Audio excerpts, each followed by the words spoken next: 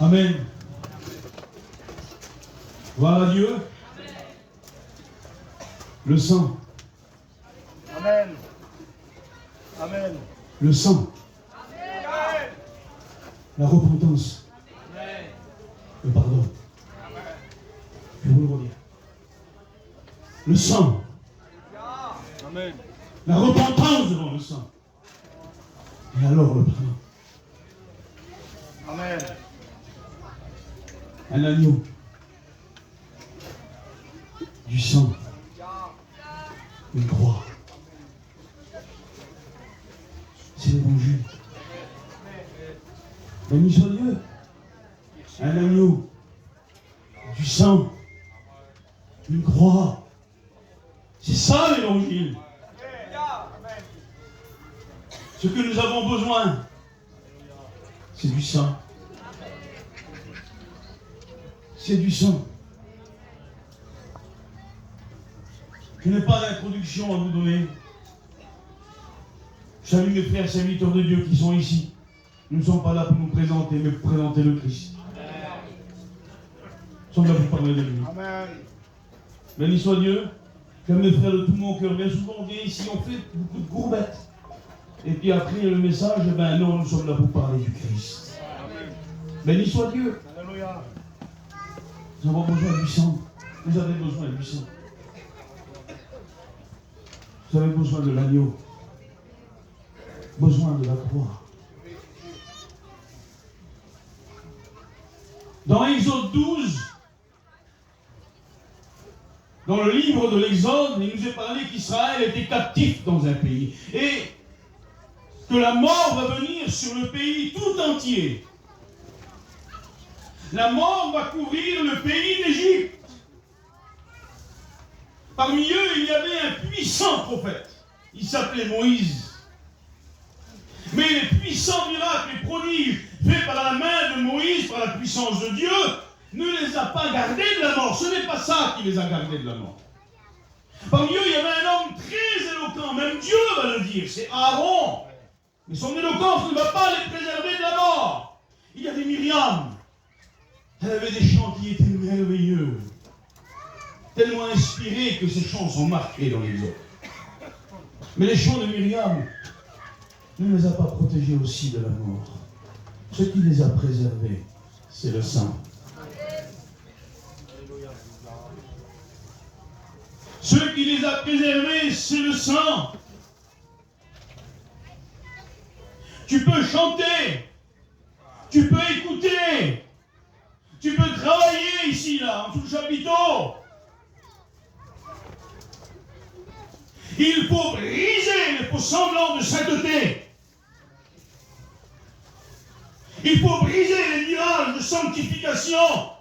Ce n'est pas un foulard qui te sanctifie, ce n'est pas une Bible à la main qui te sanctifie, ce n'est pas parce que tu écoutes quelqu'un qui est éloquent et que ça t'a touché et que t'as pleuré. Non! Ce qui te sauve et qui te sanctifie, c'est le sang.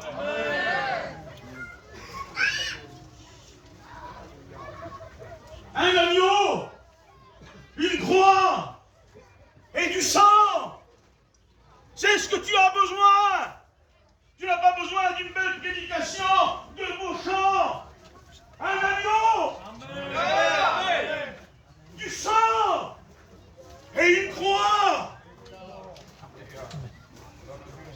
Et devant cette croix, pour toi, la vie éternelle commence. Parce que la vie éternelle ne commence pas à la fin de notre vie, mais au début de notre foi. Dans la foi, dans le Fils de Dieu. Il est écrit dans Tite 2:11. Car la grâce de Dieu, source de salut pour tous les hommes, a été manifestée. Remarquez que la grâce n'est pas présentée comme un lac, comme une rivière, comme un ruisseau, comme un canot. Pourquoi? Parce qu'un lac, un ruisseau, un canot, une rivière peuvent être pollués, peuvent être mélangés au contrebas. Mais une source, elle reste pure. Elle sort du rocher. Et il n'y a rien rien qui peut la souiller. Elle vient de l'intérieur. Et il est écrit que le Fils est sorti du sein du Père. Il est venu avec le message qui est pur, qui n'était pas pollué par le pharisianisme, par la religion. Il est venu nous dire les paroles de son Père. Il n'y a que la grâce qui nous révèle le cœur du Père. Qui est Dieu? Dieu nous montre qui il est à travers ces trois choses. Un agneau, du sang et une croix. Dieu pour son amour envers toi, avec ces trois choses, son agneau, du sang et une croix. Oh, si tu pouvais comprendre. Que l'évangile ouvre tes yeux ce soir. Un jour où nos yeux se sont ouverts devant cette croix. Nous avons vu cet agneau immolé. Nous avons vu son sang couler. Nous avons compris la noirceur et l'atrocité de notre péché. Parce que vous savez, la vraie repentance ne vient pas de la peur du jugement, mais elle vient de l'amour. Viens voir comme il t'aime. Viens voir ce qu'il a donné pour toi. Viens à Golgotha, là où il y a l'agneau, où il y a le sang, où il y a la croix, où il y a la grâce. Où il y a la grâce. Elle sort du rocher des siècles, la grâce. Elle s'appelle Jésus. Amen. Amen. Elle s'appelle Jésus. Jésus nous a fait connaître le cœur du Père. Jésus, qui est Dieu? La Bible dit, nul ne connaît le Fils si ce n'est le Père. Et nul ne connaît le Père si ce n'est le Fils. Et à qui il veut bien le révéler. Et il est venu nous révéler le cœur du Père. Jean, chapitre 3, verset 17. Le Christ va nous dire ces paroles. Dieu n'a point envoyé son Fils dans le monde afin qu'il juge le monde, mais afin que le monde soit sauvé par lui. Car Dieu a tant aimé le monde qu'il a donné son Fils unique, afin que quiconque croit en lui ne périsse pas, mais qu'il ait la vie éternelle. Aujourd'hui, vous savez, un nouvel évangile se lève, l'évangile positif, basé sur les choses positives. On présente que la bonne facette des choses. Dieu n'agit pas comme ça. Ceux qui connaissent Dieu le savent. Dieu dit toute la vérité. Dieu prononce toutes les conséquences. Vous savez pourquoi? Il a le moyen de sauver. Il ne dissimule rien. C'est Satan qui dissimule, afin que l'homme reste aveugle. Dans la tolérance du péché, Dieu nous montre l'atrocité du péché. Dieu nous dit que tu vas périr. Pourquoi, Dieu, tu as donné ton Fils? Pourquoi il fallait une grâce? Pourquoi il fallait l'agneau, du sang et une croix? Parce que tu allais périr à cause de ton péché. Parce que le péché est grave, le péché est sale, le péché mène à la mort, loin de Dieu, de la présence de Dieu.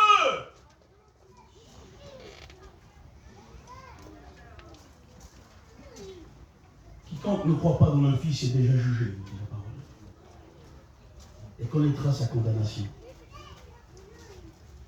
Et quiconque croit au Fils est déjà sauvé. Amen. Jésus-Christ est plus que la porte d'entrée. Il est aussi la destination finale. Béni soit le Seigneur et la haute récompense. Vous savez quand Dieu dit, car Dieu a tant aimé le monde, il y a plus d'idées de nombre.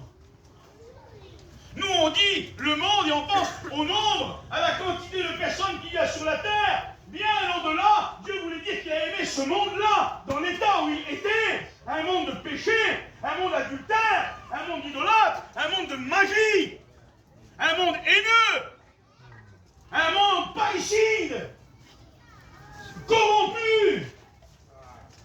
Il a aimé ce monde-là, et pour ce monde-là, il a donné son Fils. Et Dieu, pour son amour envers nous, en ce qu'il a donné son Fils pour nous, alors que nous étions encore des pécheurs, on ne mérite rien. Nous ne méritons rien. C'est ce que je voudrais faire ressortir ce soir de cette prédication. Tu es sauvé par grâce. Tu es sauvé par grâce. Écoutez, je vais dire quelque chose, peut-être qui va choquer. J'aimerais être simple et que tout le monde comprenne ce soir. Dieu, c'est pas un gitan.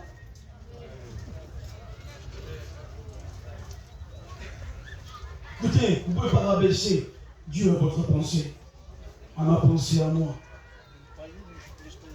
C'est pas possible. Dieu, c'est pas un sédentaire. C'est pas un manouche, c'est pas un homme, c'est pas un chinois, c'est pas un arabe. Non, Dieu est Dieu. Amen. Au-dessus de la pensée des hommes. Il dit, ma pensée est élevée au-dessus de vous autant que les cieux et la terre sont séparés, sont élevés. Autant que l'Occident et l'Orient sont écartés.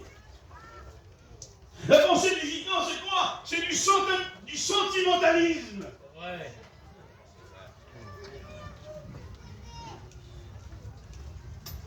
Moi, j'ai souvent entendu mes vieilles tantes, ma grand-mère dire, oui, mais tous les soirs, je demande pardon. Ça, c'est typique gitan. Ça, c'est... Oui, mais Dieu connaît mon cœur, hein? Et tous les soirs, je demande pardon, et s'il revient, comme ça, je suis sauvé. Mais elle pense déjà où on va aller voler demain, qu'est-ce qu'on va faire? Si tu t'endors dans cette optique-là, tu seras perdu. Ce que tu dis, pasteur, tu juges? Non, c'est la parole qui juge. Amen. C'est pas moi. C'est la parole qui dit qu'il faut une repentance. C'est la parole qui dit qu'il faut passer par le sang. Sans religiosité et sans sentimentalisme. Si tu vas te coucher le soir et tu dis, Seigneur, je me pardonne si j'ai péché, si tu reviens, sauve-moi, tu ne seras pas sauvé. Il faut que ce soir tu passes, que tu viennes où il y a l'agneau, le sang et la croix. Et que tu retournes chez toi et tu dises avec des larmes pleines de repentance, Seigneur, tu m'as pardonné. Et maintenant je sais que je partirai. Un cœur sincère, dans une vraie repentance. Ah, Dieu me connaît, il est bon, il me sauvera. Il sait que je ne suis pas méchant. Tu peux être gentil, aller en enfer. Tu peux tout donner. Tu peux donner ta chemise, même tes chaussettes. Excusez-moi. Même tes chaussures. Donner la moitié de tous tes biens. Ce n'est pas tes œuvres qui te sauveront. C'est le sang. Amen. C'est la repentance. C'est la grâce. C'est l'agneau. C'est le sang. C'est la croix. Oui, mais le gitan, il est sentimental. Dieu me connaît mon cœur, il sait. S'il est bon, il me sauvera. Dieu n'est pas sentimental comme toi. Dieu est amour. Dieu ne pardonne pas par sentimentalisme. Alléluia. Eh non. Dieu pardonne. Vous savez comment Dieu pardonne? Vous voulez savoir? Les frères serviteurs de Dieu qui sont là, anciens et saints. Vous savez comment Dieu pardonne? Par la fidélité à sa justice. C'est comme ça qu'il pardonne. Amen. Et où la justice de Dieu est satisfaite? Si ce n'est devant l'agneau, devant le sang Amen. et devant la croix. C'est là que sa justice est satisfaite. Donc ça veut dire que si tu viens ce soir et que tu plaides coupable, que tu reconnais ton péché, que tu arrêtes d'être sentimental, que tu crois que Dieu va te sauver embourbé dans le péché, tu te trompes toi-même.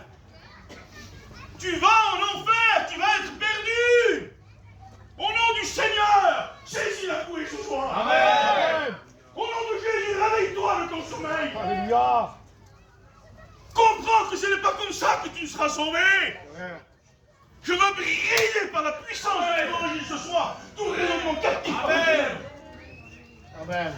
Si le soir tu vas dans ta chambre, tu dis Seigneur, je te demande pardon, sauf que tu reviens, sauve-moi, mais que tu penses à demain ce que tu vas faire, et que c'est sans repentance, s'il revient, tu ne pars pas.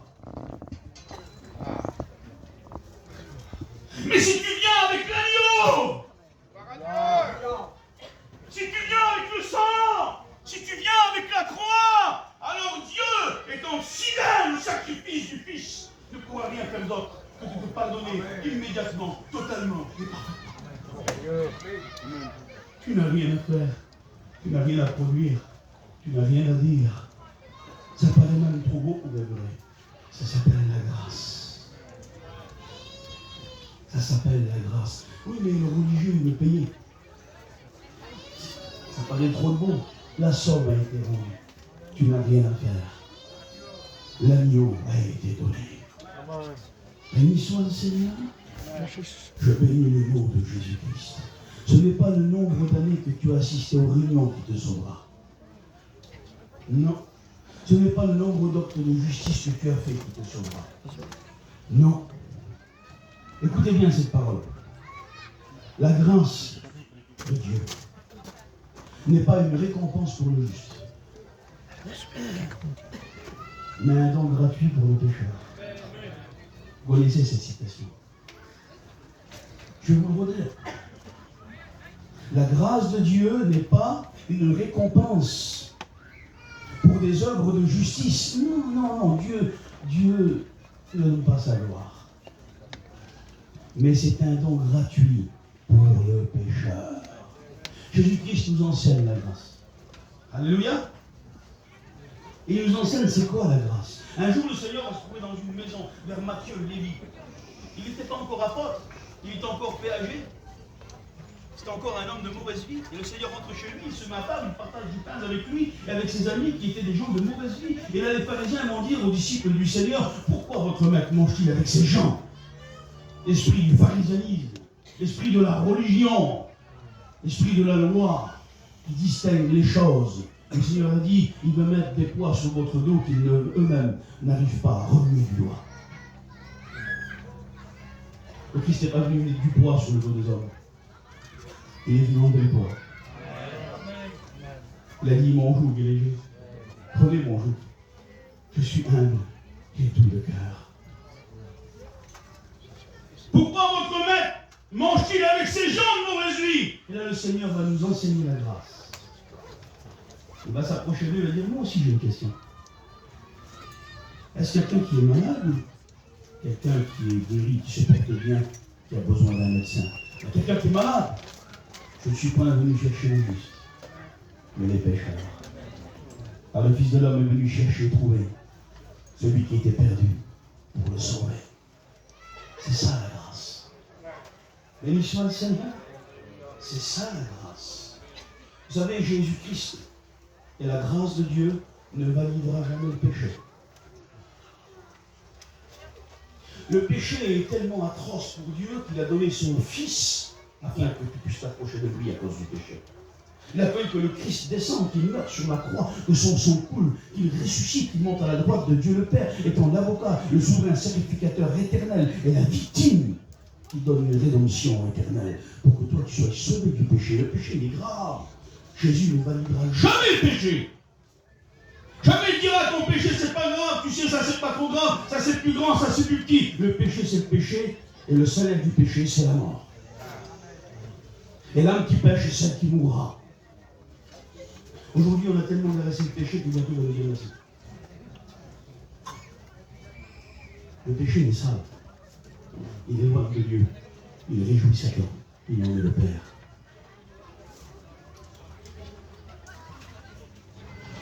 Dieu haït le péché. Jamais il ne le validera. Mais écoutez bien ça. Si Jésus ne validera jamais le péché, jamais, au grand jamais, il ne refusera de le pardonner. Il le pardonnera toujours. Et là est l'équilibre de la grâce. La grâce n'accepte pas le péché, mais elle ne refuse pas de le pardonner. Je bénis le nom de Jésus-Christ. Alléluia. Là est l'équilibre de la grâce. La grâce, il ne faut pas en faire un dérèglement pour vivre selon la chair. La puissance de la grâce ne nous permet pas de vivre selon la chair. Elle nous donne la puissance par la transformation de la nouvelle naissance de vivre selon l'esprit. Avec un esprit renouvelé, l'esprit de Dieu régénéré, sachant discerner ce qui est bien, ce qui est mal, les ténèbres de la lumière. Ma petite sœur, même si tu ne connais pas le texte de la Bible, l'esprit de Dieu est en toi, elle te dit ce qu'il faut faire. Il n'a aucune excuse, son onction t'enseigne. Amen. Béni soit le Seigneur. Du moment où tu t'es demandé est-ce que c'est bien, si c'est pas bien, laisse tomber. Laisse tomber. Du moment où tu te poses des questions, c'est bien de gratter le petit jeu là, tu crois, c'est pas le loto quand même. Mais écoute, moi c'est le péché quand même, c'est quand même le monde. Ne le fais pas. Je sais pas pourquoi je dis ça. Seigneur connaît toutes choses.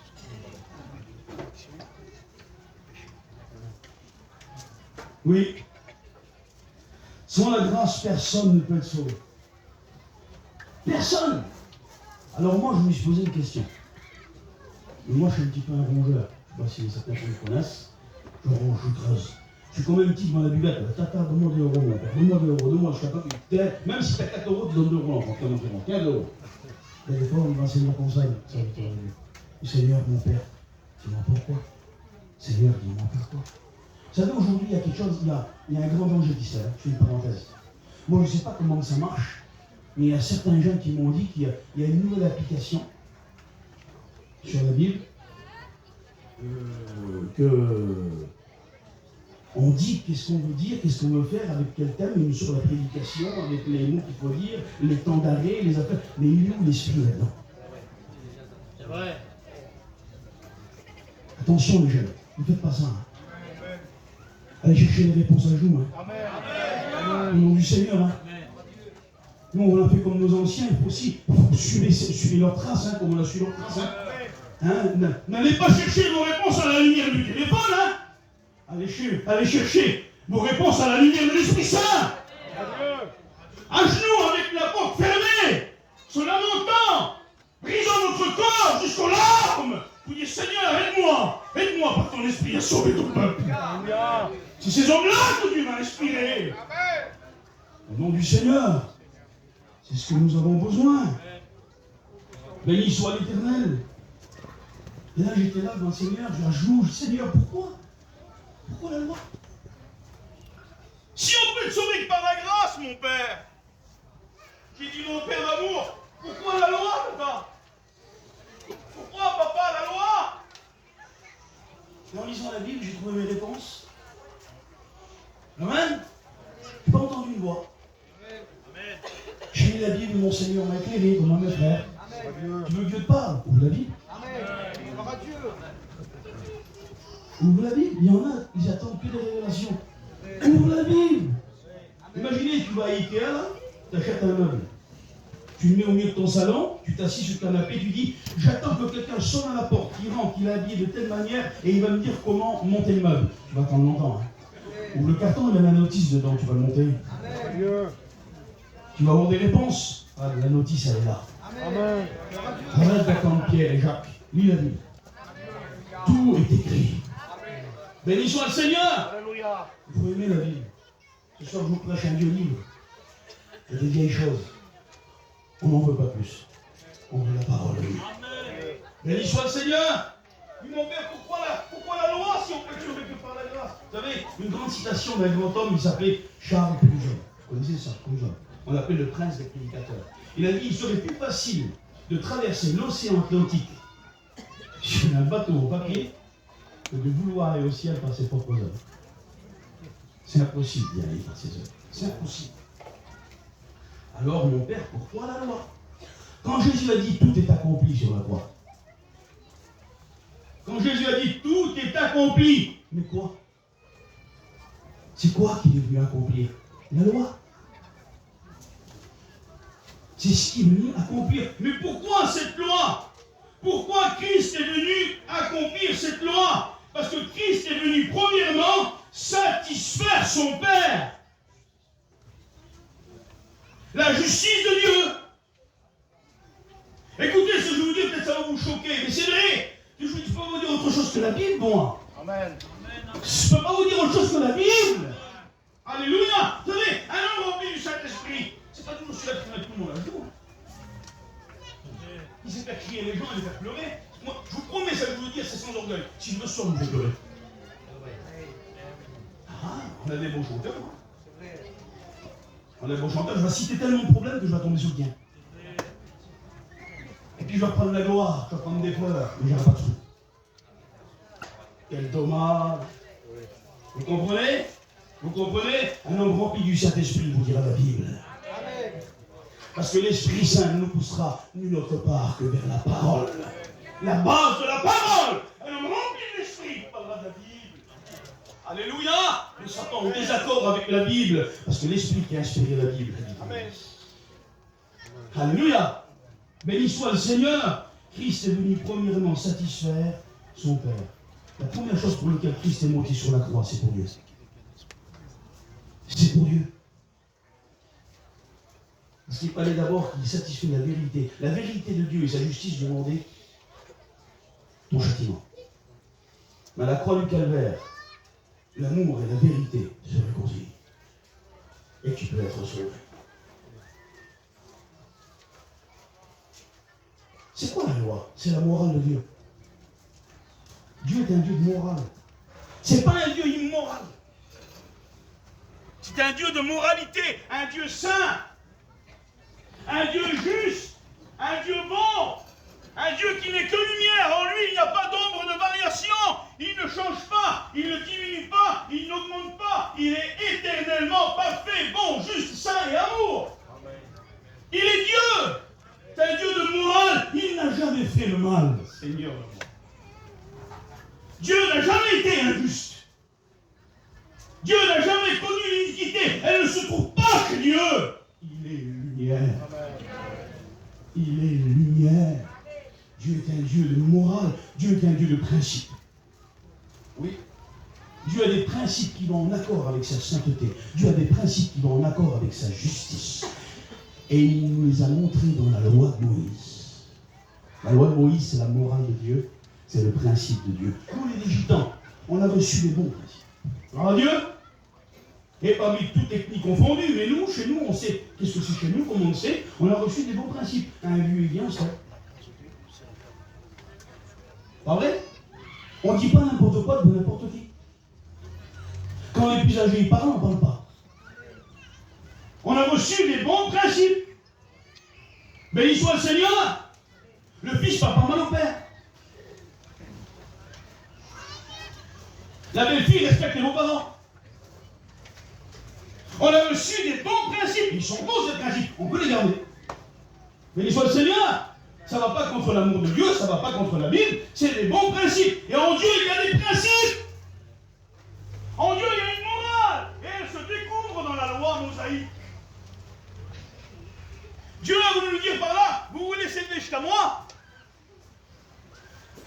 Vous voulez venir jusqu'où je suis moi? Et bien voilà ma morale. Voilà mes principes. Observez-les.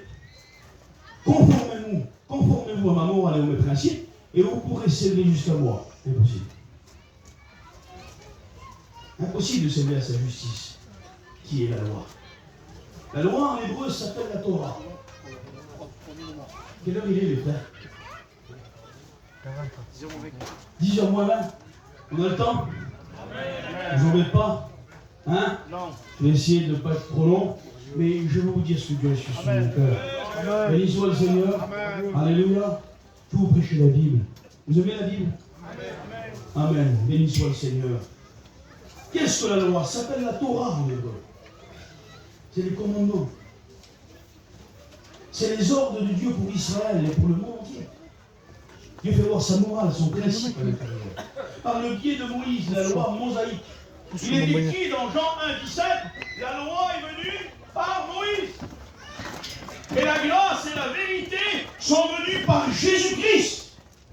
Alors là, je vais vous poser une question aussi. Du Seigneur, pourquoi il est écrit à la fin la vérité? Il peut dire, la loi est venue par Moïse et la grâce par Jésus. Mais pourquoi tu ajoutes la vérité? Ça veut dire que la loi n'est pas vraie? Non, loin de là. Ça veut simplement dire que la loi était l'ombre de la personne et la grâce c'est la personne même. C'est-à-dire que la loi c'était la représentation de l'exact et la grâce c'est le vrai, véritable, les choses vraies. Ce n'est pas la représentation. Ça veut dire juste ça. La loi était l'ombre de la personne qui nous l'annonçait. Et la grâce c'est la personne même de Jésus-Christ. La grâce et la vérité, c'est les choses qui sont vraies, qui ne sont pas momentanées pour un exemple, mais c'est les choses éternelles qui nous donnent la rédemption pour toujours. La loi, c'est plus qu'un conseil, vous savez, plus qu'une philosophie de vie, un simple enseignement qu'on peut observer ou non, non, il fallait que cette loi soit accomplie. Il fallait obligatoirement qu'elle soit accomplie et observée. Mais par quel homme, par quelle femme? Qui peut s'élever à la morale de Dieu? Qui peut satisfaire sa justice? Il trouve des défauts dans ses anges. Il trouve des défauts dans ses anges, dans ses serviteurs qui sont des flammes de feu. qui peut rentrer dans sa morale, dans son principe. Dieu n'a pas donné cette loi comme un conseil avec le choix de l'observer ou non. Non, la loi mosaïque devient le législateur d'Israël, venant poser les bornes de la transgression, la limite des ténèbres et de la lumière. Certes, la loi est un enseignement, mais qui ne peut être transgressé, contesté ou modifié. Il fallait qu'elle soit accomplie. C'était sans compter. Il y a dans cette Torah, cette loi, une loi morale.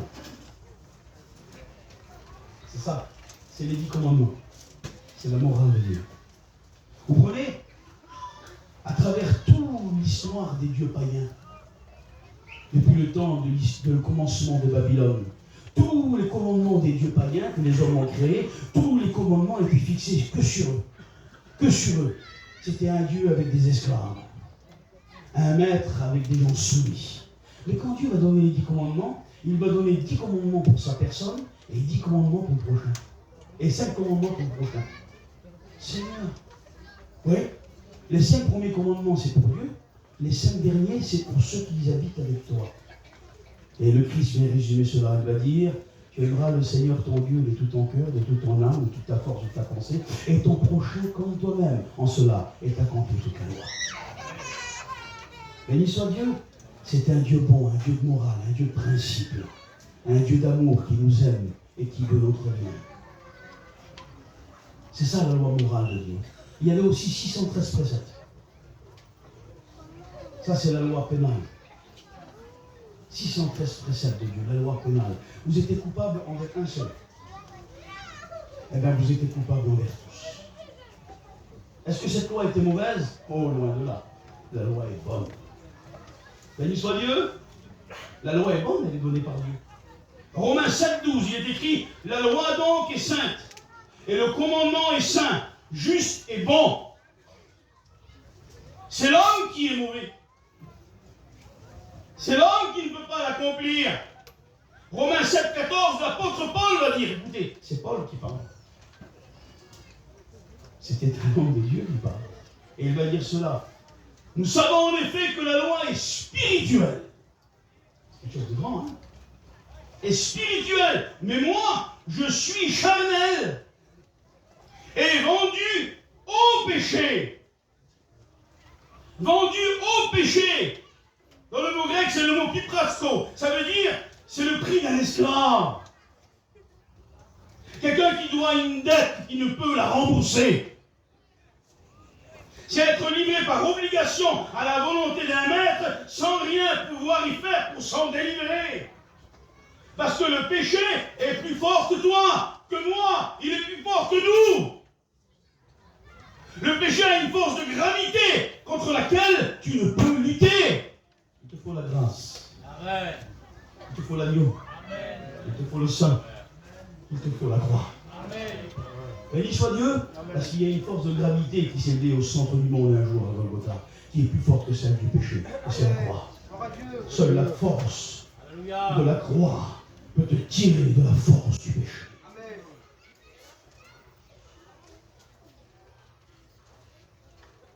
Oui, 10 commandements, 613 préceptes pénals, coupable envers un, coupable envers tous. Il est écrit comme cela, au Corinthiens 15, 55. 15, 22. Ô mort, où est ta victoire? Ô mort, où est ton aiguillon? L'aiguillon de la mort, c'est le péché. Et la puissance du péché, c'est la loi. Ça veut dire que celui qui observe toute la loi, il ne pêche pas. Et donc, il ne mourra jamais. C'est impossible à tous les hommes. C'est impossible à tous les hommes. Si quelqu'un veut observer toute la loi sans jamais pécher une seule fois, jusqu'à la fin de sa vie, eh bien son âme était sans péché, il ne méritait pas la mort.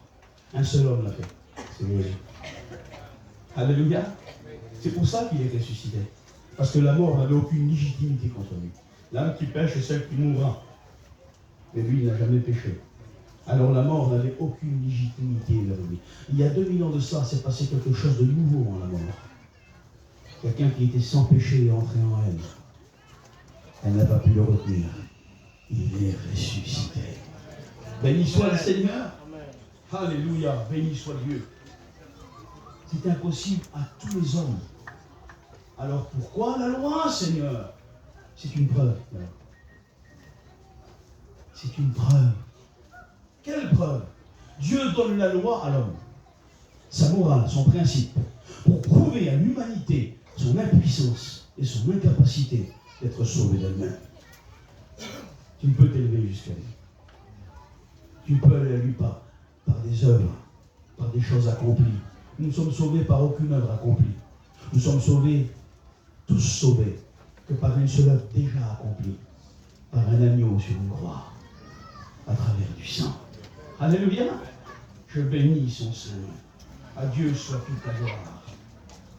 Pourquoi la loi, Seigneur? C'est quoi la loi? Mais la loi, c'est la main gauche de Dieu. Donne, fais. Et l'homme ne pouvait pas. Alors la main droite est intervenue. Elle s'appelle la grâce. Qui a reconnu le bras de l'Éternel? Et il s'est élevé comme une fève plante. Homme de douleur, habitué à la souffrance, semblable à celui dont on détourne les regards. Il n'avait ni beauté ni éclat pour attirer le regard. Cependant, ce sont nos péchés qu'il a portés. C'est pour nos iniquités qu'il a été frappé. Et par ses meurtrissures, nous sommes guéris. Le châtiment qui nous donne la paix est retombé sur lui. Et il a pu l'Éternel de le briser par la souffrance, en livrant sa vie en expiation pour le péché. Voilà la main droite de Dieu. Dans le livre d'Ésaïe, il est écrit: venez acheter du vin, du lait sans rien payer. C'est dur d'acheter sans payer quand même, non? Mais ça, c'est la grâce. Ça veut dire qu'à la croix, Dieu te paye pour le payer. Alléluia. À la croix, Dieu te paye pour le payer. À travers le sang du Fils, tu deviens juste. Béni soit le Seigneur. La main gauche de Dieu, la loi, donne-moi, fais. Élève-toi mon moral. Je ne peux pas, Seigneur. Alors voilà la main droite. Saisis-la, elle est percée. Elle s'appelle la grâce. Et dans cette main, je te paye pour me payer. Ma justice est satisfaite. Il n'y a pas d'autre moyen. Tu pourras aller à Rome, rouler 10 km de bougie. Il y a tous les pèlerinages que tu voudras. Aller voir tous les marabouts de la terre. Tu ne seras pas sauvé, tu seras en enfer. Il y a un seul moyen pour être sauvé. Un agneau, une croix et du sang. Alléluia.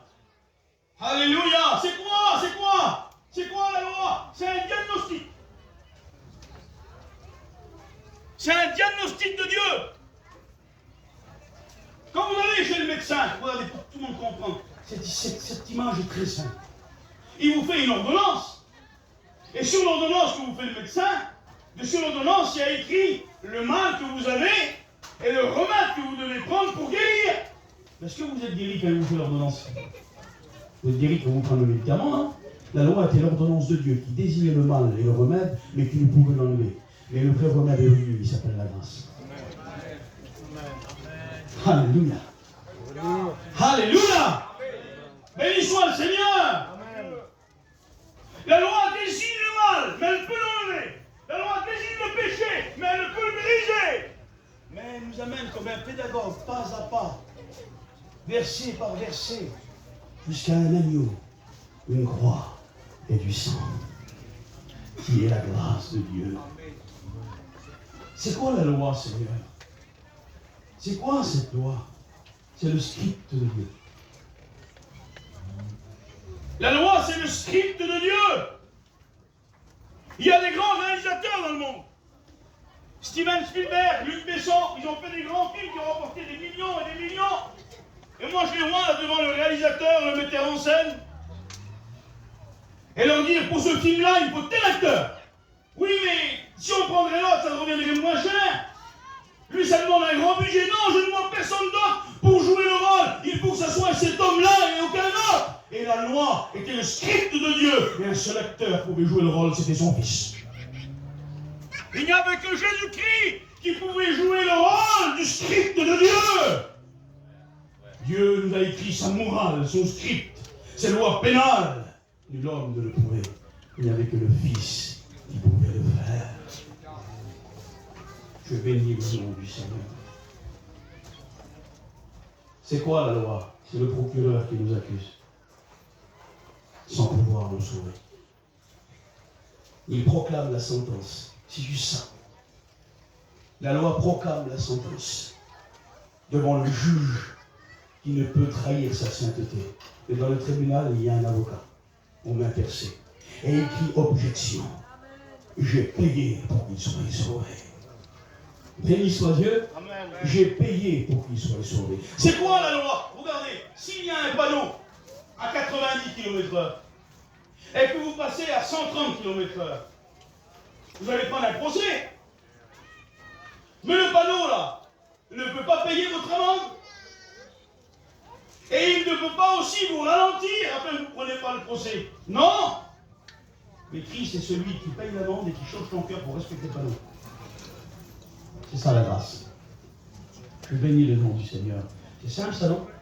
C'est pas compliqué. On peut comprendre là. C'était juste le sens interdit. Tu n'as pas le droit de dépasser. Tu n'as pas le droit de faire. Mais ça ne nous donnait pas le pouvoir de ne pas le faire. Et ça nous condamnait simplement.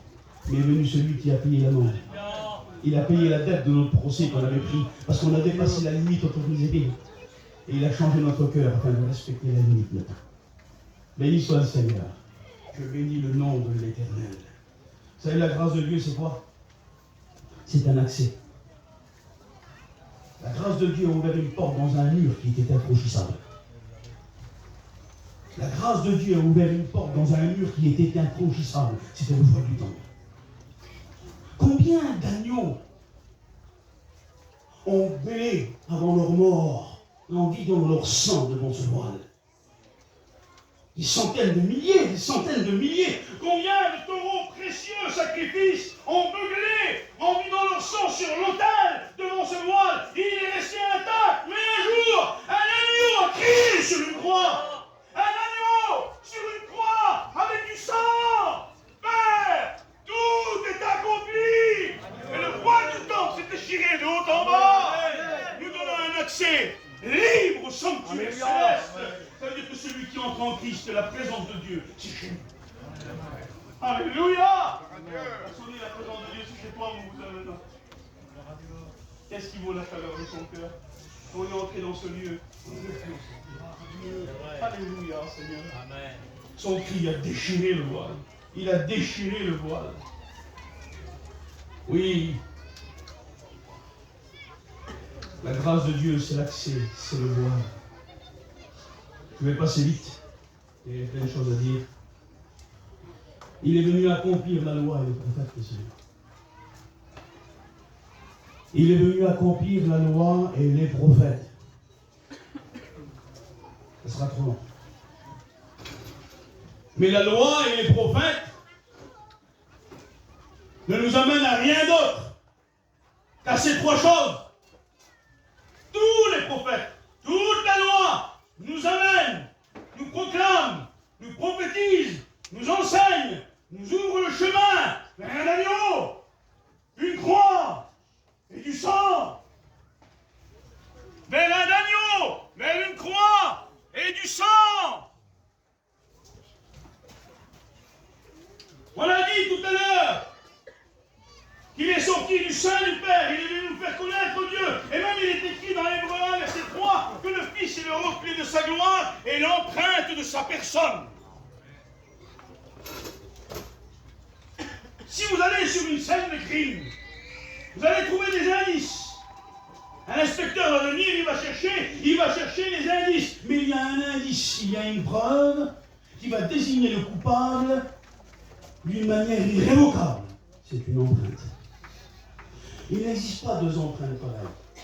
Votre empreinte ne vous désignera toujours qu'à vous. Parce que votre empreinte est unique. Est unique. Et nous suivons des indices dans l'Ancien Testament. Nous faisons l'enquête. Nous voyons un père qui par amour donne un fils sur la montagne de Moria. Nous voyons une arche d'or avec du sang à son sommet, où la voix de Dieu sort, qui nous typifie que la communion avec Dieu n'est rétablie que par le sang. Nous voyons des sacrifices, du sang répandu. Nous voyons que Dieu nous dit dans Lévitique chapitre 17, verset 11, « Je vous ai donné le sang sur l'autel pour faire expiation par la vie. » Ce n'est pas un Dieu sanglant qui nous demande du sang à nous, non, c'est un Dieu d'amour qui nous donne le sang pour nous sauver.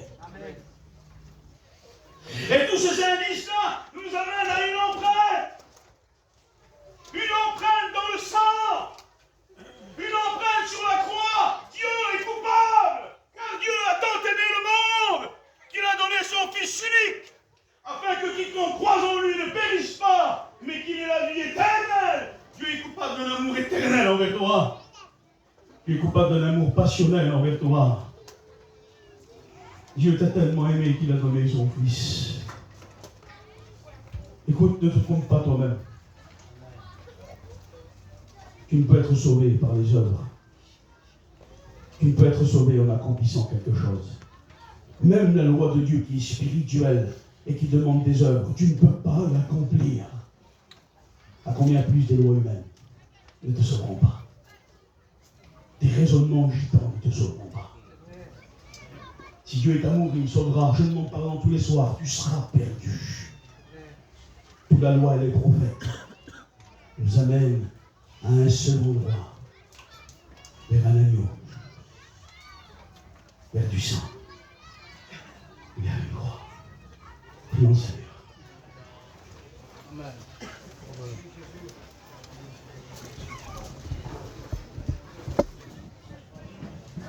Sais-tu ce soir que par la grâce tu peux être libre?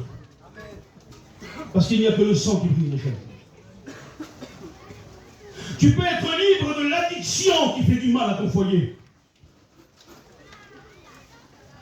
Tu peux être libre des raisonnements d'orgueil gitan qui t'éloignent de la splendeur de l'évangile pour te laisser dans les ténèbres de la religion et de la tradition.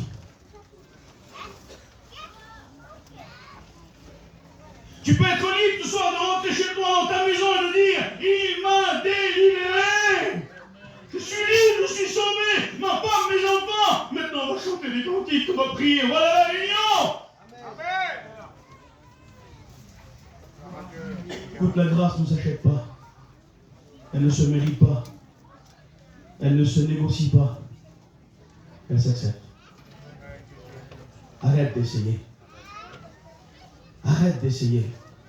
Accepte la grâce. Que Dieu vous bénisse. N'oubliez jamais cela. Qu'est-ce que le vrai évangile?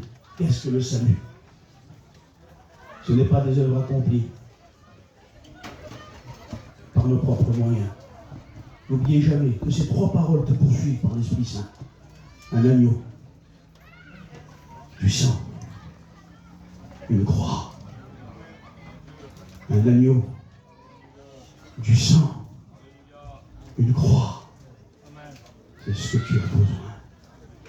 Que Dieu vous bénisse.